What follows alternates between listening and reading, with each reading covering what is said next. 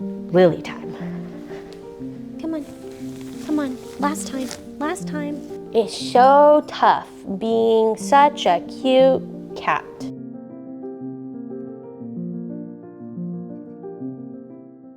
Hi everyone, welcome back to my channel.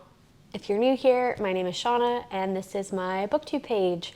Thanks for finding my channel if you are new. Thanks for coming back if you are a regular subscriber. We are gonna jump into my June reading wrap up. So everything that I read in the month of June.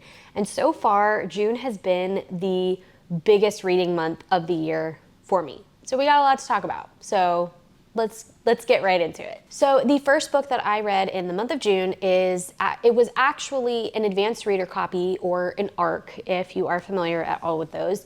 Unfortunately, I wasn't able to finish it before the book came out, but it is by a self-published author who reached out to me on Instagram and wanted me to review the book in exchange for the book for free, basically. So I got it as a digital copy. It is called Tale of the Dragon by Devin.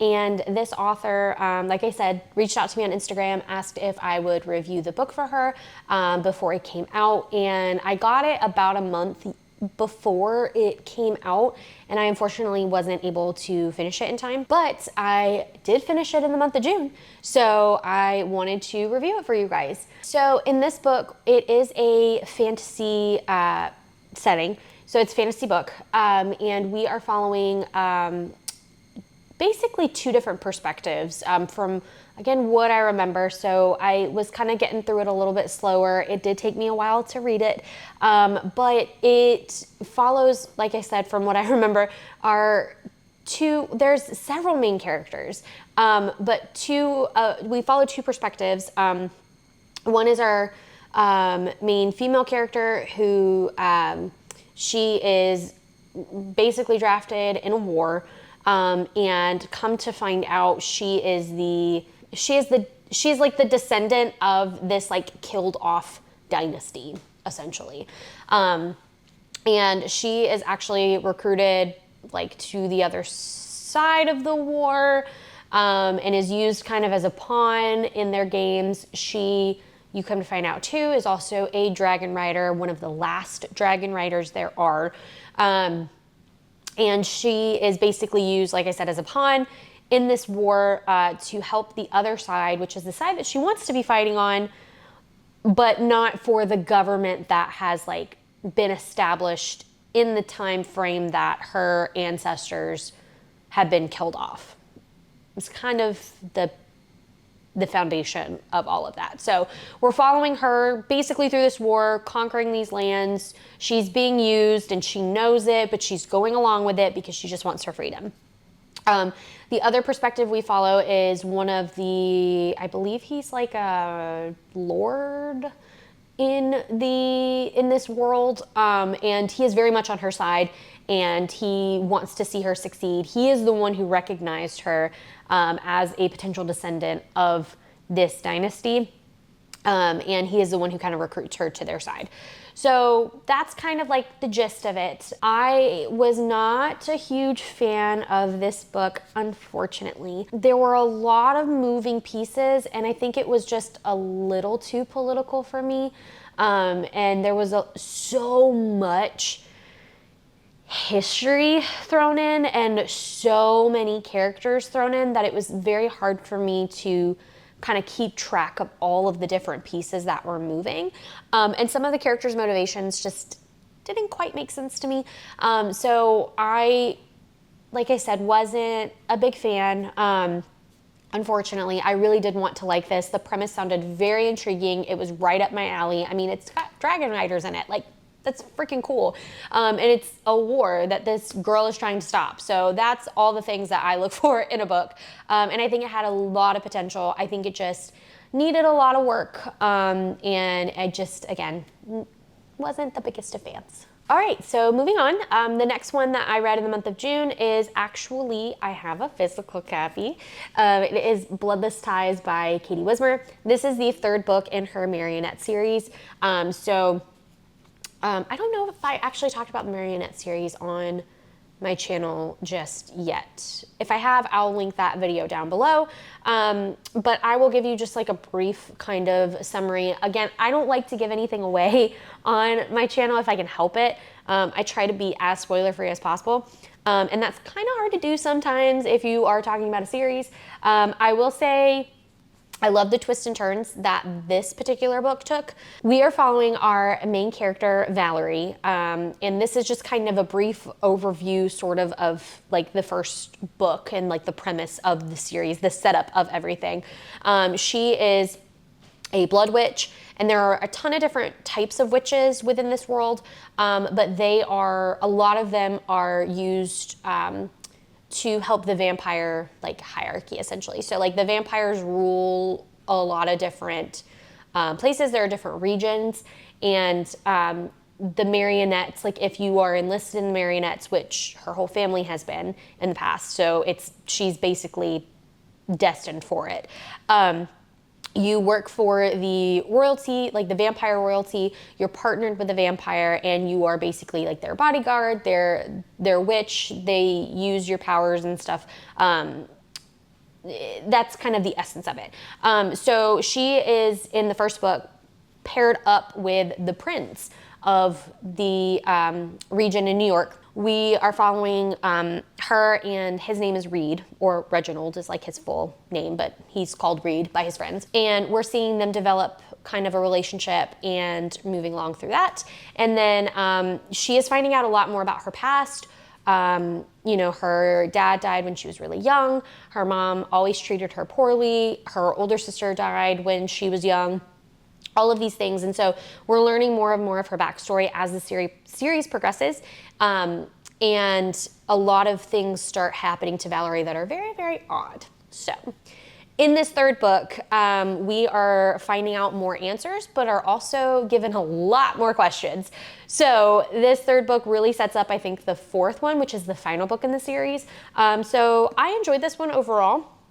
I was very frustrated not to get answers, but I kind of love it when authors do that too, because it just makes us want to read the next book. And that's the whole point, right? It's just a continued series. So I think she did a good job with this one. I really enjoyed it, and I do recommend the series. So yeah, that's it for this third one. This third book in the series, second book I read in June. Okay, so this next one, obviously you can see it in my lap. I read Save the Cat Writes a Novel. I am in the process of writing my first book. I am in the process of writing my first book. Cue applause noise here. I had read this book several years back, but I have had this thought brewing of a book in the back of my mind for a couple years now, and these characters that just kind of keep developing more and more in my head. But I have a very big problem of, I can come up with the world, I can come up with the characters, I can come up with their backstories. What the story is about, I don't have a clue. So I needed a little help, because I was itching to start writing this book and really itching to start getting into it and just laying it all out. And I remembered this book really, really helped me understand the overall structure of a story. And I came back to it. So I read this again in the month of June. I highly, highly recommend this book to anybody who wants to write. The original version of this, it's called Save the Cat, but it's more so about screenplays and writing things, like writing scripts for movies. Someone came in, Jessica Brody came in and adapted this to use for writing a novel, because a lot of what you can use in the original one for screenplays can still be utilized for novels, but it wasn't as specific for books. So she came in and kind of restructured a little bit, tweaked a couple of things, but also gave us a lot of really good examples in this. Like when she's talking about the bad guy's closing in moment, which is, closer to the end of the book, she gives you an example from actual books that most people know of. So it's super helpful. I highly recommend it if you are a writer. Check this book out, even if whether you're in the first stages of writing your book or getting to the editing phase, I highly, highly recommend this because it can really help you with your overall structure, or if you feel stuck, just laying out all the pieces. It gives you all the major plot points and like beats within a story. And again, a lot of them can be restructured to what you need it to be, but overall, it's just a really good starting place. So highly recommend. Okay, so that kind of leads into the next book that I read this month, or in the month of June, was Shut Up and Write the Book by Jen Moreci. I was diving headfirst into the deep end on these technical books that are helping me to really lay out my book. And I really loved this one as well. I think it was super beneficial. It was very helpful. The thing about this book that differs from Save the Cat is that it gives you a very overall broad descriptions of the book publishing process. So it goes from like drafting your first book, like drafting the novel, to writing it, to editing, to publishing. So she goes through the overall thing instead of just the writing portion of it. So I mainly focused more so on the drafting and the writing side of it, versus I did finish the book because I wanted to see her thoughts on the editing process, because if you don't know already, am a freelance editor. So I help authors with their stories. I help them with developmental editing, and I also do proofreading. And manuscript evaluation. So I do help authors overall. So I can help people tell their stories. When it comes to my own stories, I have some issues. So that's why I'm reading these books. But Shut Up and Write the Book it's just so funny. I mean, it's in the title. Like, she's very sarcastic and very down to earth, and just is like, why are you making excuses? Just sit down and write. Like, there's no reason as to why you're not writing right now. So that was super helpful, and that's the kind of kick I need. So that's why I really enjoyed this one and do recommend it. Just know going into it that it's an overall brief like overview of the entire process, not just the writing itself process. All right, so the next book that I read is actually a graphic novel, and it's called Seek You. And it is written by Kristen Radtke. If you haven't already seen any of my other videos or read my blog or anything, or seen my Instagram, I have really gotten into graphic novels in the past like year or two. This one I actually got from the library, so I don't have the physical copy. I've already returned it. But it was a very unique type of graphic novel. Like, it's not so much a through narrative. It's more so about just loneliness and how that's defined to different people, and the different, it's so hard to describe because it's really, like I said, it's all about the loneliness that each and every single one of us feels. And this author sought to write this book and go through this journey. She was really inspired, especially from COVID. And so that's kind of where she got that inspiration from, is like, you know, we're all lonely, and how does this affect us as a society, and how does this affect us individually? And she put this into a graphic novel with beautiful art, I might add. So I really enjoyed it because it just kind of hit home for me in a lot of places.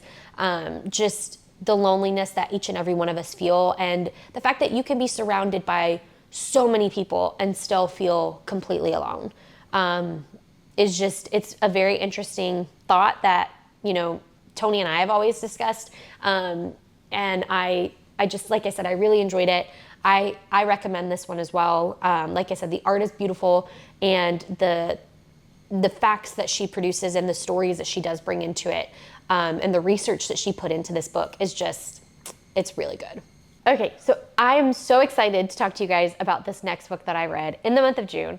So if you recall, in the last video that I made for the month of May, that reading wrap up, I talked about this book that it was a reread for me, and it is called Stolen by Lucy Christopher.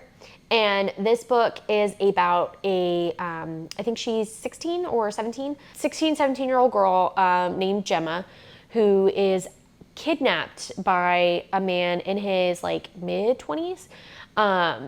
and taken from the Bangkok airport. Like, she's on her way to a vacation with her family.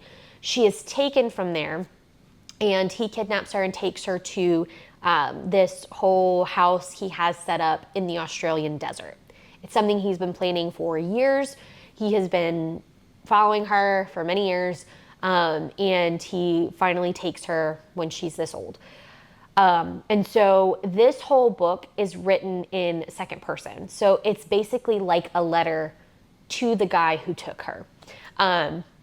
And it makes you feel all kinds of uncomfortable because you're reading it as if you are him, because she's saying, this is what you did, and then you did this, and then you took me here, and all of these things. So it's very uncomfortable, and it puts you in such a weird mindset.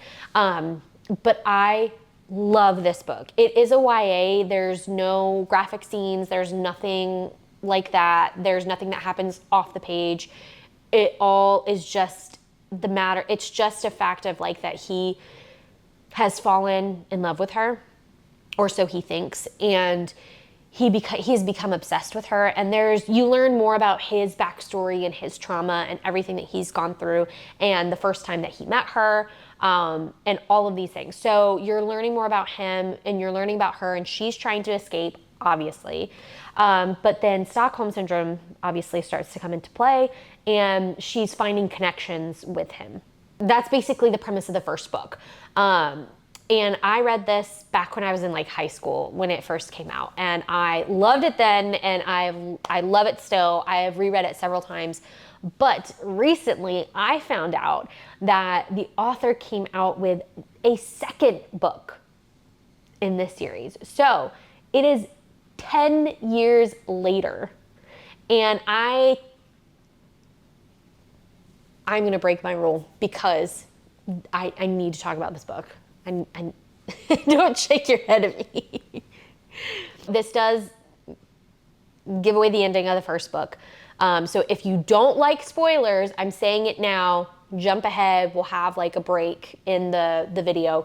If you need to jump ahead, please do so now, to like another moment. But I will say before you do that, this second book was just as good as the first book. And it made me feel all kinds of things. So I'm going to say that. So if you're interested at all in this series, I highly recommend both of them.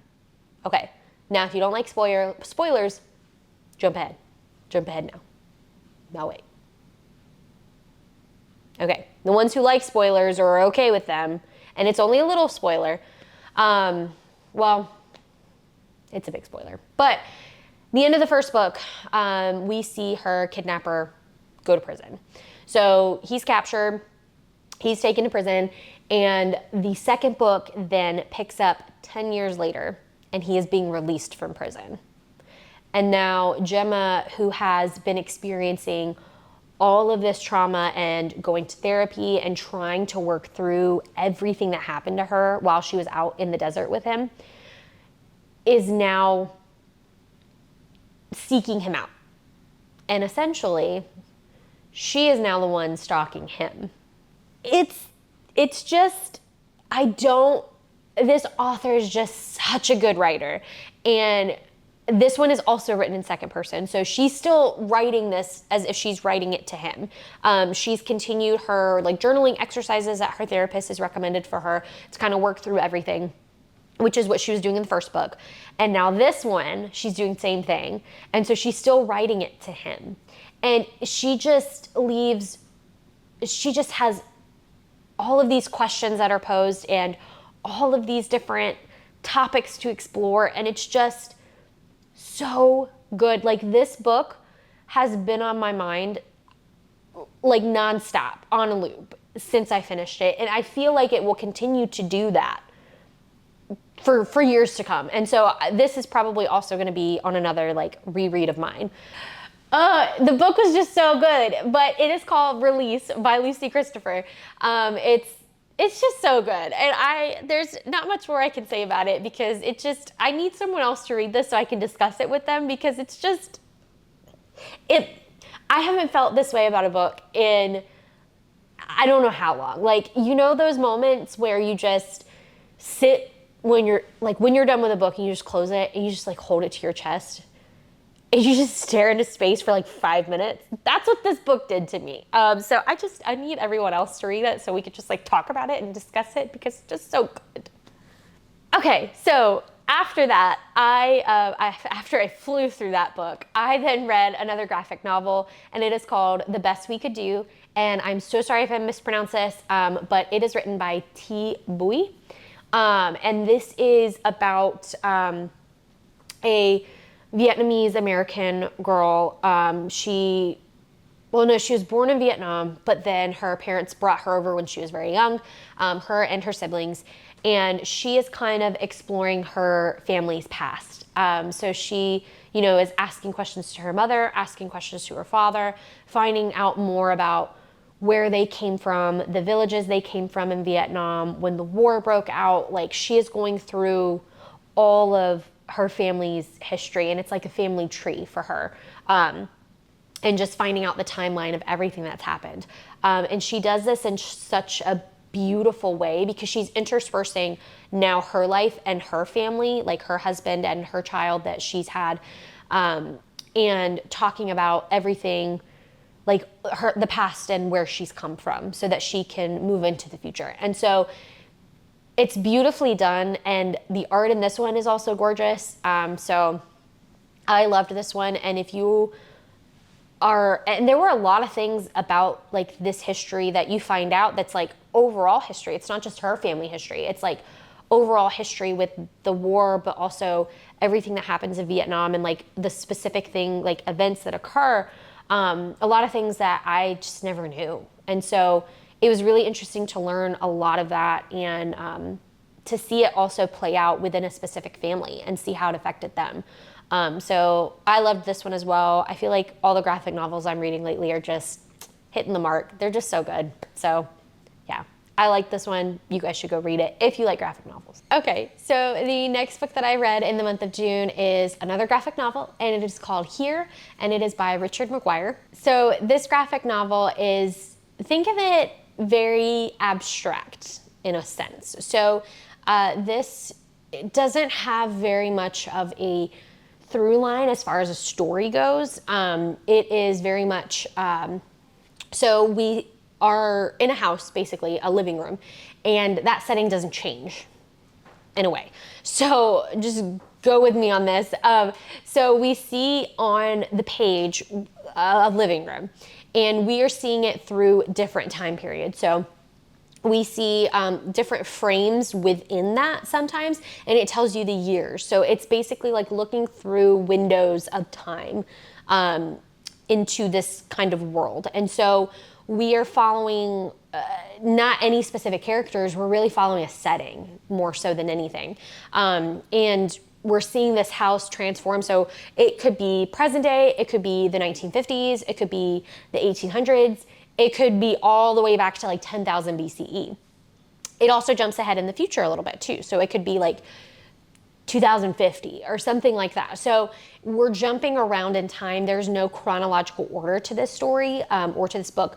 It just is jumping around here and there. And so, obviously that specific living room is not going to be there in 10,000 BCE, but we're assuming that it's still that same plot of land in that time frame because of all of the context clues leading up to that. So we're seeing kind of how this, the earth and the land and the society has changed throughout the years, and sometimes how quickly it will change in a short period of time. So it was a really interesting read. I do still recommend it. I feel like some of it went a little over my head because when it comes to abstract work, I don't quite always get it, but I think it was still really cool, and it was a really unique way of telling a different type of story because I've never seen this done before. So I still recommend it, and the art is gorgeous as per usual with most graphic novels. Okay, so the next book that I read was actually an audiobook that was recommended to me by my best friend Jordan. Shout out to you, Jordan.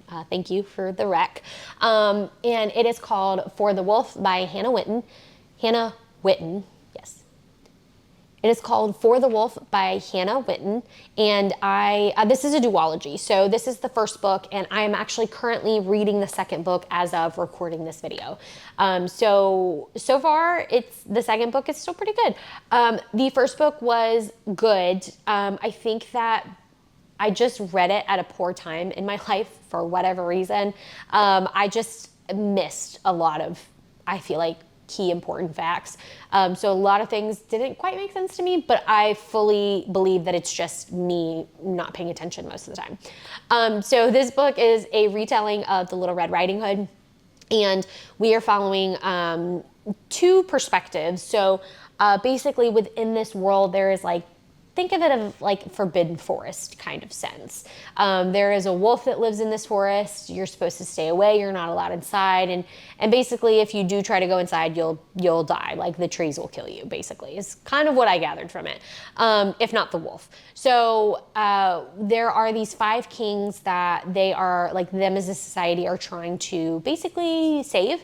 Or like resurrect in a sense. They were taken by the wolf, and they have been told that in order to free the 5 kings, each time, a queen has daughters, the second daughter is going to be for the wolf. So hence the title.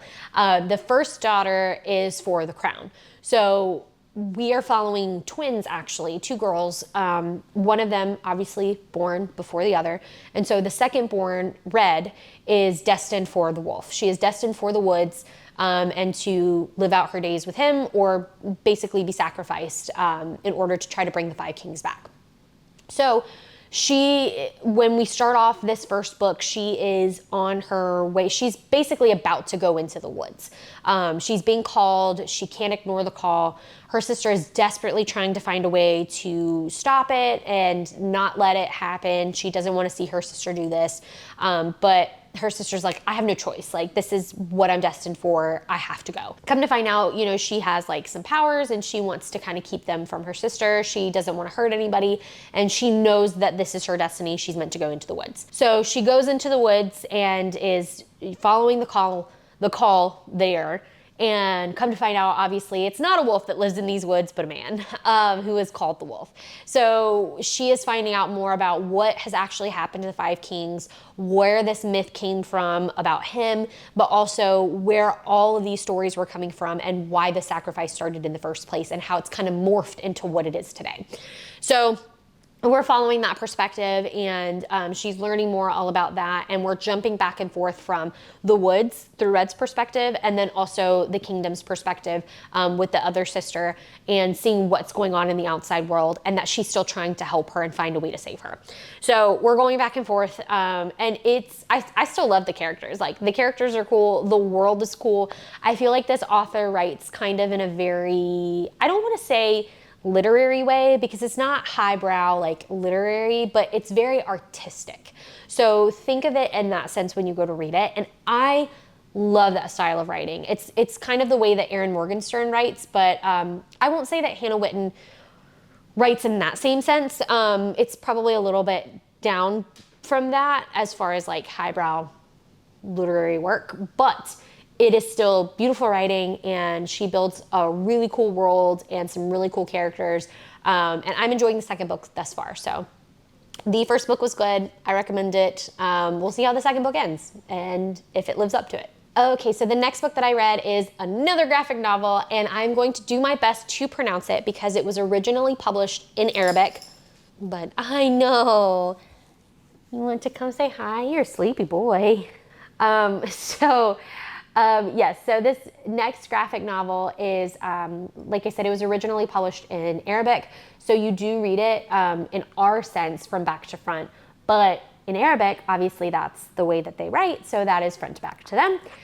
But you read basically from right to left instead of left to right. And the title, again, I'm going to do my best to pronounce it, but it is called Shubik Lubik, and it is by Dina Muhammad, and basically that translates to Your Wish is My Command. So this book is separated into 3 sections. It was originally published as 3 different works, and the book that I read was like all 3 of them together.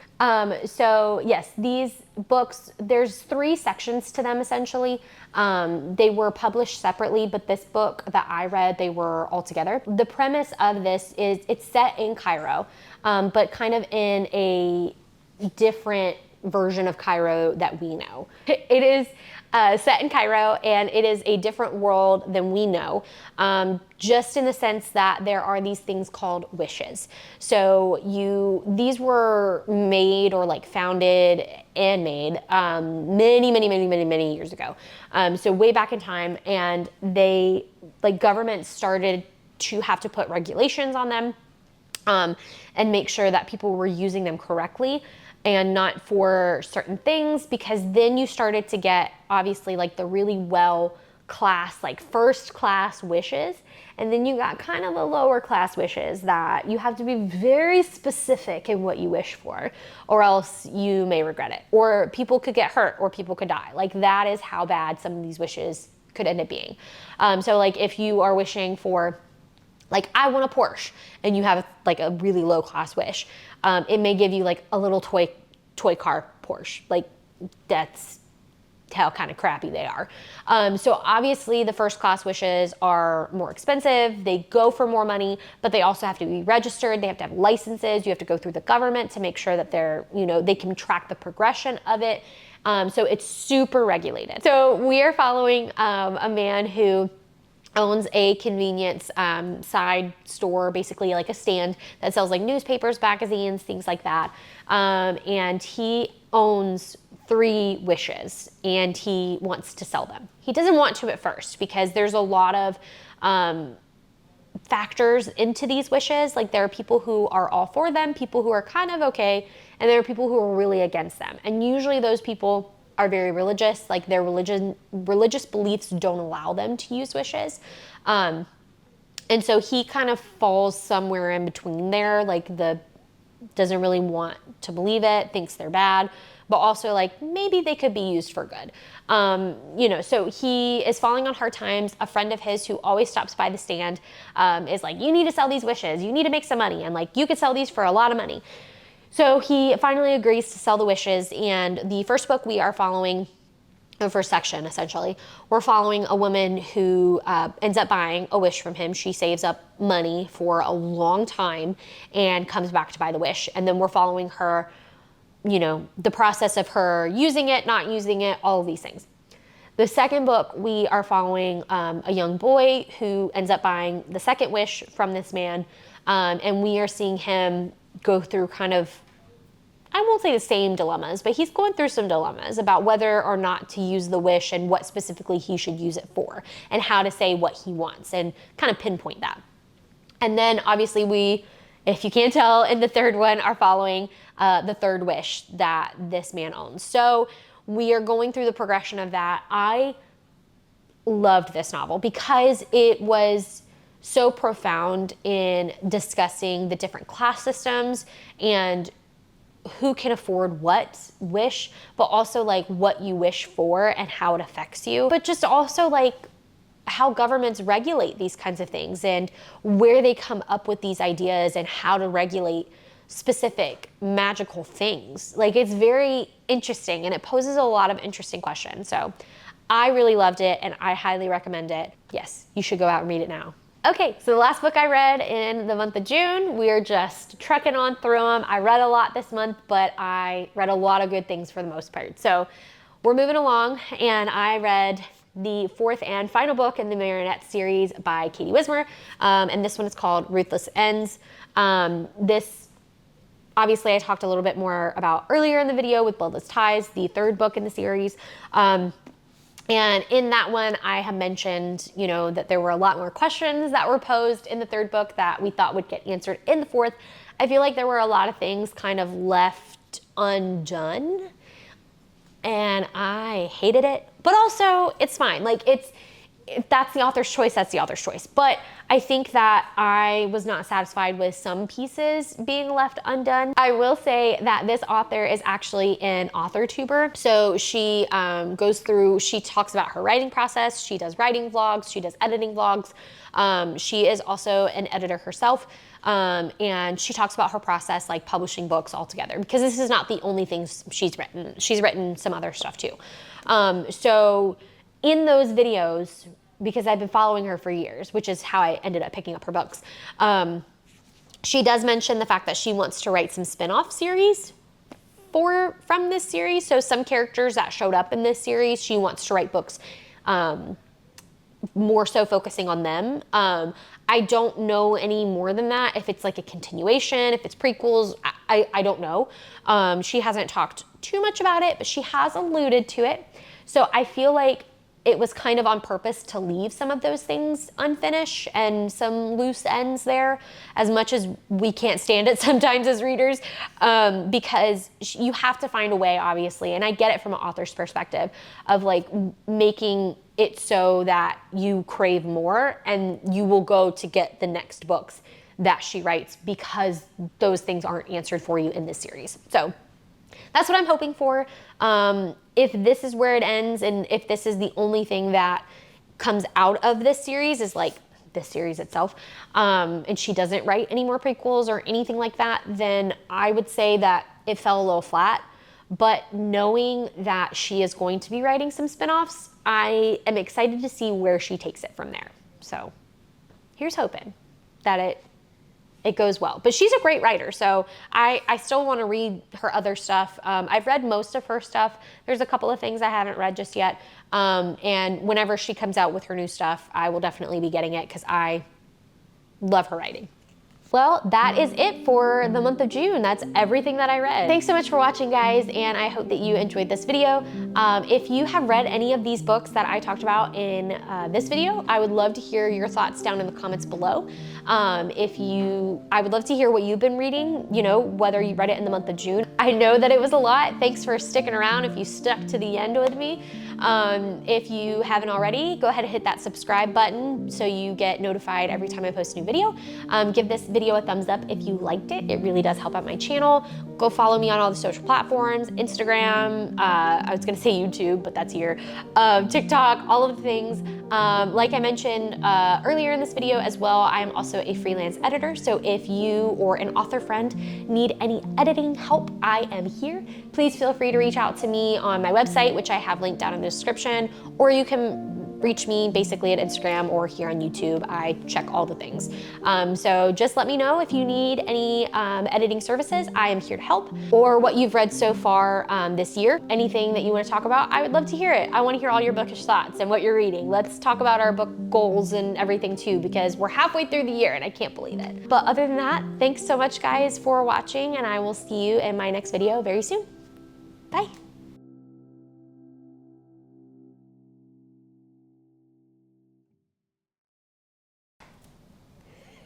She said, unhand me.